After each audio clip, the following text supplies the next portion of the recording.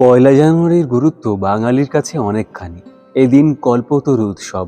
এদিনই বিশ্ববিখ্যাত হিন্দু ধর্মের প্রচারক স্বামী বিবেকানন্দের গুরু অর্থাৎ ঠাকুর শ্রী শ্রী রামকৃষ্ণ পরমহংসদেব ও তার শিষ্যদের উদ্দেশ্যে বলেছিলেন, তোমাদের চৈতন্য হোক।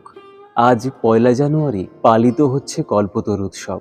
মনে করা হয় মহাপ্রয়াণের কয়েকদিন আগে কাশীপুর উদ্যান বাটিতে এই দিনেই কল্পতরু হয়েছিলেন শ্রী শ্রী রামকৃষ্ণদেব। নিজের ভক্তদের সব মনোবাঞ্ছা তিনি পূরণ করেছিলেন এই দিনেই। এই দিনেই নিজের অবতার রূপ প্রকাশ করেছিলেন ভগবান শ্রী শ্রী রামকৃষ্ণদেব। জানুন কল্পতরু উৎসবের মাহাত্ম্য ও রহস্য। চলুন বন্ধুরা, দেরি না করে শুরু করি আমাদের আজকের ভিডিও, কল্পতরু উৎসবের রহস্য।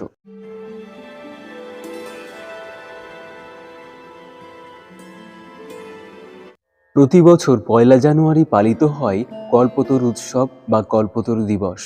শ্রী শ্রী রামকৃষ্ণদেবের প্রতি বছর পয়লা জানুয়ারি পালিত হয় কল্পতরু দিবস বা কল্পতরু উৎসব। শ্রী শ্রী রামকৃষ্ণদেবের ও বিবেকানন্দের ভক্তরা এই বিশেষ দিনটি যাবতীয় নিয়ম আচার মেনে পালন করে থাকেন। কাশীপুর উদ্যানবাটি, দক্ষিণেশ্বর, কালীবাড়ি এবং বেলুড় মঠে প্রতি বছর পয়লা জানুয়ারিতে অগণিত ভক্তের ভিড় উপচে পড়ে এখানে। এই বিশেষ দিনে শ্রী শ্রী রামকৃষ্ণদেবকে স্মরণ করে তাকে শ্রদ্ধা জানিয়ে নতুন বছর শুরু করতে আগ্রহী বহু মানুষ।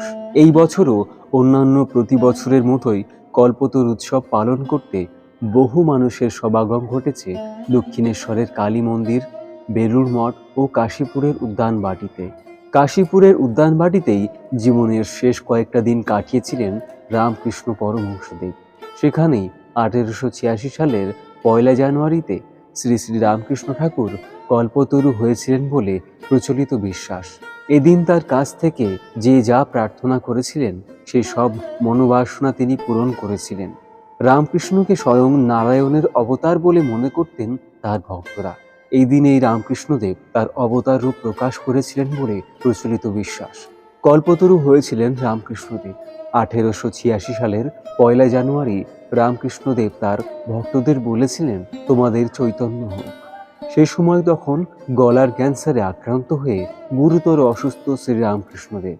চিকিৎসার জন্য তাকে উত্তর কলকাতার কাশীপুরে একটি বাগান বাড়িতে তাকে নিয়ে আসা হয়। এই বিশেষ একটু সুস্থ বোধ করায় তিনি বাগানে হাঁটতে বের হয়েছিলেন। সেই সময় সমাধিস্থ হয়ে সেখানে উপস্থিত তার সব ভক্তদের তিনি স্পর্শ করেন। সেই সব ভক্তরা পরবর্তীকালে জানিয়েছেন যে তাদের প্রত্যেকেরই সেদিন অদ্ভুত কিছু আধ্যাত্মিক অনুভূতি হয়েছিল। এর মাত্র কয়েকদিন পরেই ইহলোকের সমস্ত মায়া ত্যাগ করে পরলোক গমন করেন শ্রী শ্রী রামকৃষ্ণ পরমহংসদেব। এরপর থেকেই প্রতি বছর পয়লা জানুয়ারি দিন কল্পতরু দিবস বা কল্পতরু উৎসব হিসেবে পালন করা হয়। প্রচলিত বিশ্বাস অনুসারে কল্পতরু হলো স্বর্গের বিশেষ এক প্রকার গাছ। এই গাছের কাছে মনের কোনো ইচ্ছে প্রকাশ করলে তা পূরণ হয় বলে মনে করা হয়। স্বর্গের নন্দনকাননে পারিজাত বৃক্ষ একটি কল্পতরু গাছ বলে পুরাণে পাওয়া যায়। পৌরাণিক কাহিনী অনুসারে দেবরাজ ইন্দ্রের নন্দনকানন থেকে এই গাছ শ্রীকৃষ্ণ তার পত্নী সত্যভামার মন রাখতে স্বর্গ থেকে মর্তে নিয়ে আসেন। আজ সকাল থেকে কল্পতরু উৎসব উপলক্ষে কাশীপুর, রামকৃষ্ণ মহাশ্মশান, দক্ষিণেশ্বর, বেলুড় মঠ, কামারপুকুর, আদ্যাপীঠ সহ বিভিন্ন ধর্মীয় স্থানে চলছে নানা অনুষ্ঠান। সকাল থেকেই এই সব জায়গায় মানুষের ভিড় যেন উপচে পড়ছে।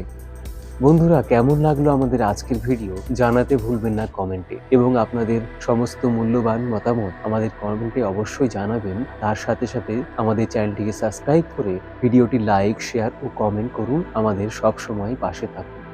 ধন্যবাদ।